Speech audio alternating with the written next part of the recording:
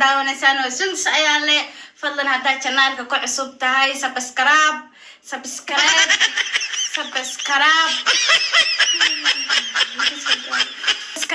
like wa share wa comment mahad celin kal iyo laab ah bani wada soo maantay waad oo faraxsanahay aad baa u mahadsantihiin inta subscribe ka saartay inta respect garaysay soo dhammaantiin kala reebay ما شاء الله صحابي سو دوين قروح بدن ولاشين بنو سميسي سندوس أيالي سدو كليتا إن شاء الله نيقول وحن نقرجينا يا إنا سبسكرايب فربضان إيسارتين مالفي عني جارسيسين يدنا